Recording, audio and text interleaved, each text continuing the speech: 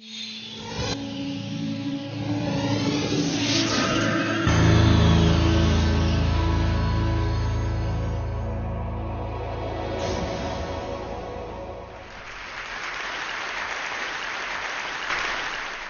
like to take you to another world, and I'd like to share a 45-year-old love story with the poor living on less than $1 a day. I went to a very elitist, snobbish, expensive education in India, and that almost destroyed me. I was all set to be a diplomat, teacher, doctor, all laid out. I don't look it, but I was the Indian national squash champion for 3 years. The whole world was laid out for me. Everything was on my feet. Could do nothing wrong. And then I thought, out of curiosity, I'd like to go and live and work, and just see what a village is like. So in 1965, I went to what was called the worst Bihar famine in India, and I saw starvation, death, people dying of hunger for the first time. Changed my life. Came back home, told my mother, I like to live and work in a village. Mother went into a coma. What is this? The whole world is laid out for you, the best jobs are laying out for you, and you want to go and work in a village? I mean, is there something wrong with you? I said, no, I've got the best education, it made me think, and I wanted to give something back in my own way. What do you want to do in a village? No job, no money, no security, no prospect. I said, I want to live and dig wells for 5 years. Dig wells for 5 years? You went to the most expensive school and college in India and you want to dig wells for 5 years? She didn't speak to me for a very long time because she thought I'd let my family down.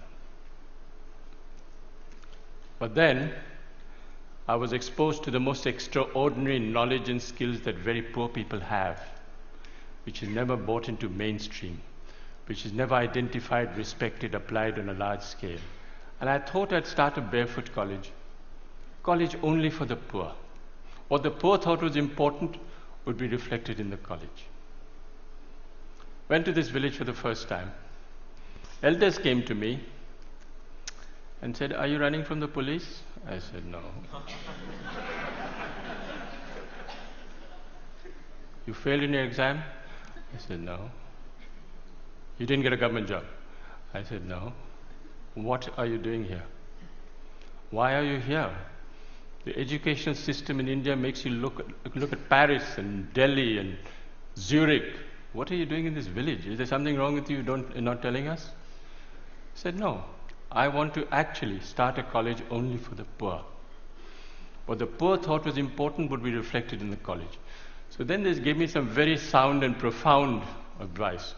They said, please, don't bring anyone with a degree and qualification into your college. So it's the only college in India where if you should have a PhD or a master's, you're disqualified to come.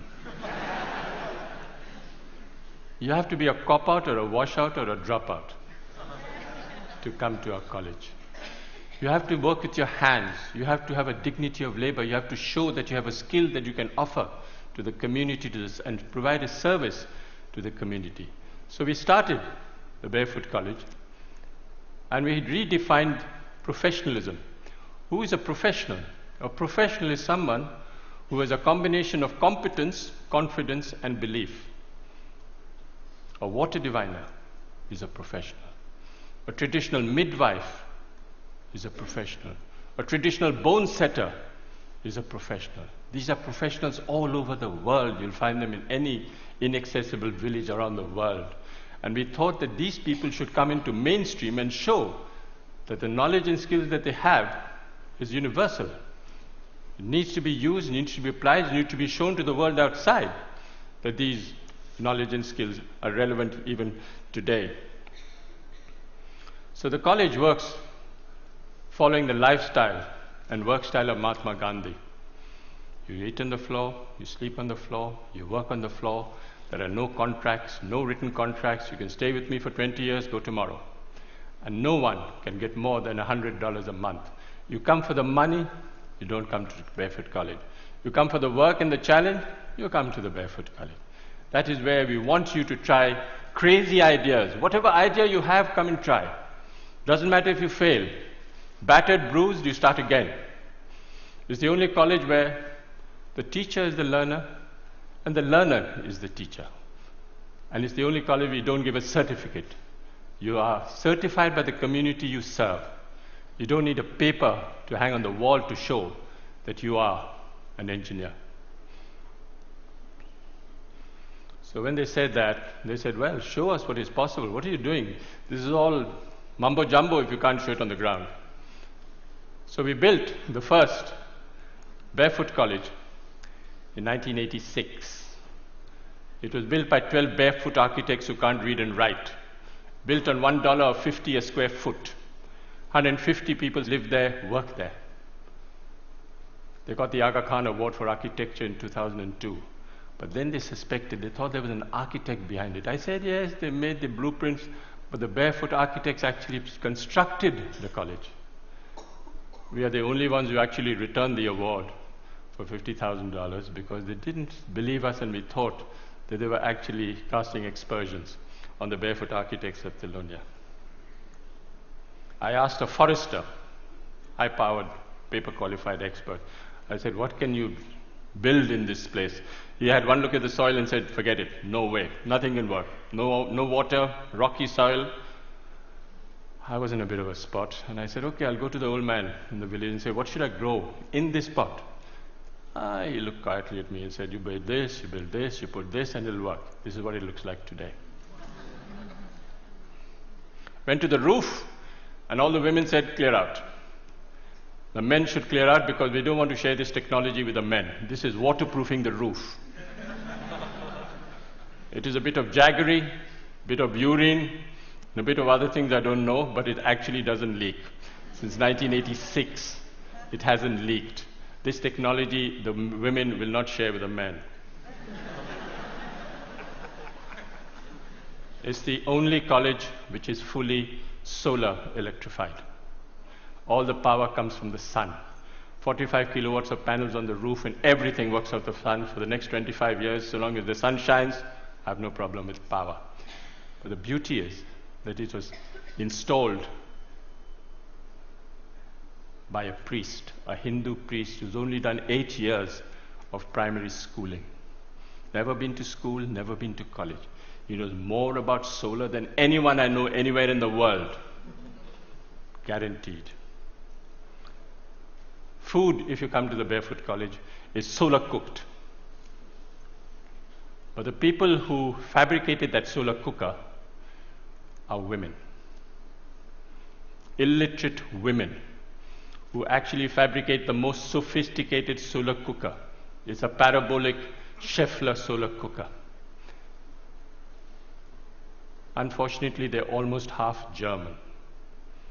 They're so precise. You'll never find Indian women so precise.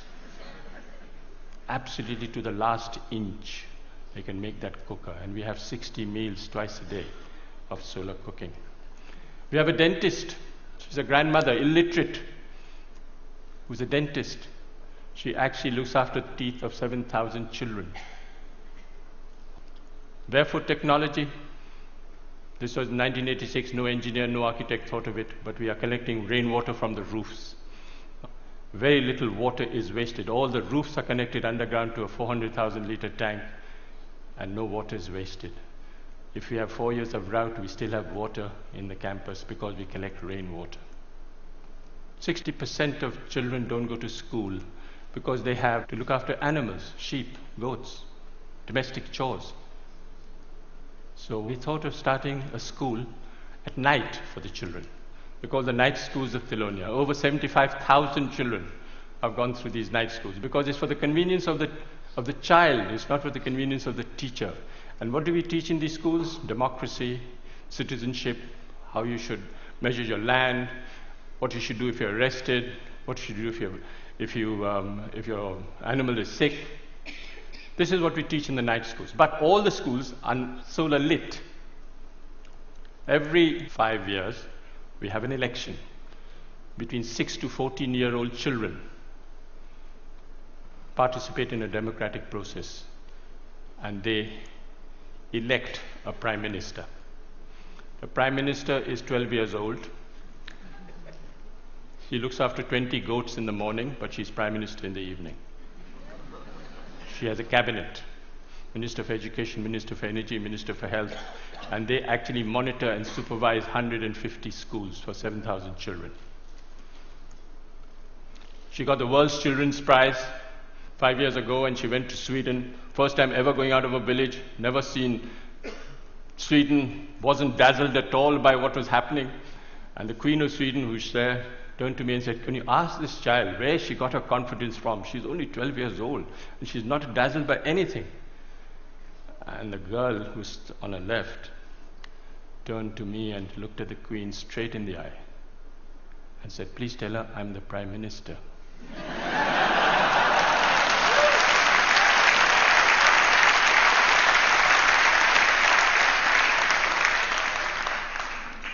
Where this percentage of illiteracy is very high, we use puppetry.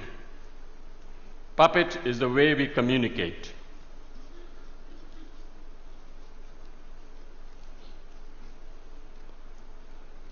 You have Joachim Chacha, who's 300 years old. He's my psychoanalyst, he's my teacher, he's my doctor, he's my lawyer, he's my donor. He actually raises money, solves my disputes. He solves my problems in the village.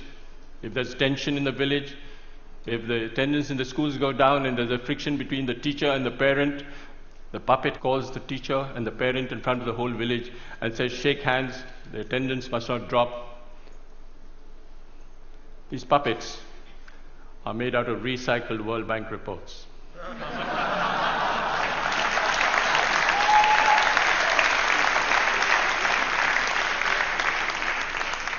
So this decentralized, demystified approach of solar electrifying villages, we've covered all over India, from Ladakh up to Bhutan. All solar electrified villages by people who have been trained. When we went to Ladakh and we asked this woman, at minus 40 you have to come out of the roof because there's no place, it was all snowed up on both sides. And we asked this woman, what was the benefit you had from solar electricity? And she thought for a minute and said, "It's the first time I can see my husband's face in winter." Went to Afghanistan. One lesson we learned in India was men are untrainable. Men are restless, men are ambitious, men are compulsively mobile, and they all want a certificate. All across the globe, you'll have this tendency of men wanting a certificate. Why? Because they want to leave the village and go to a city looking for a job. So we came up with a great solution: train grandmothers. What's the best way of communicating in the world today? Television? No. Telegraph? No. Telephone? No. Tell a woman.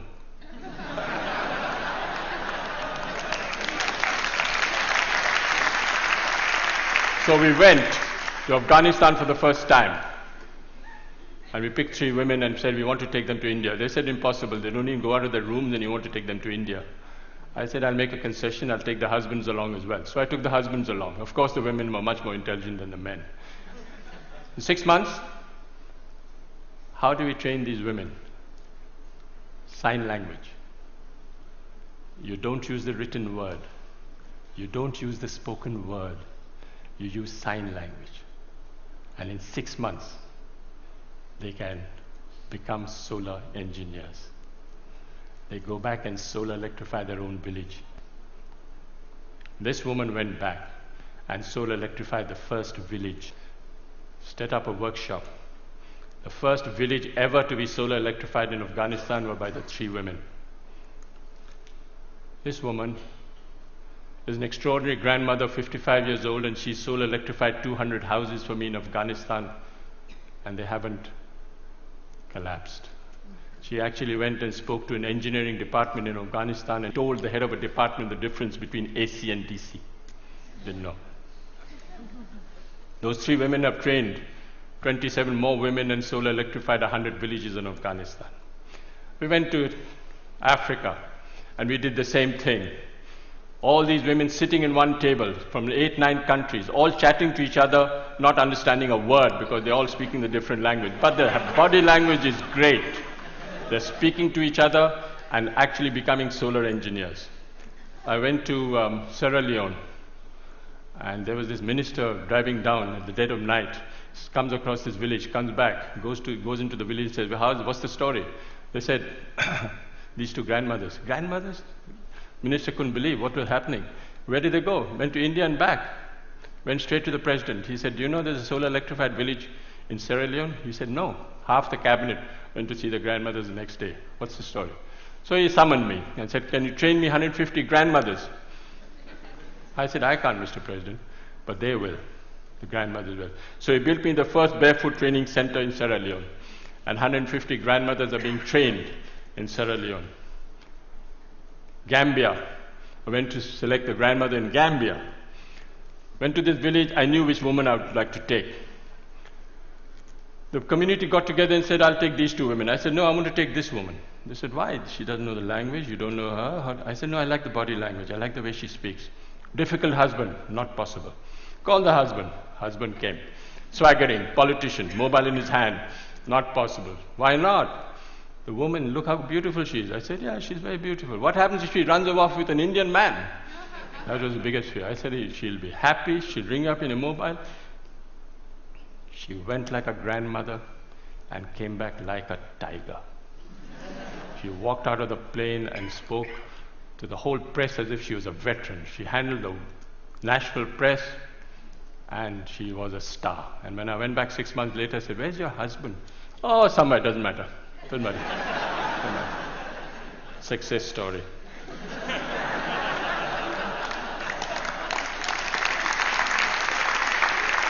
I'll just wind up by saying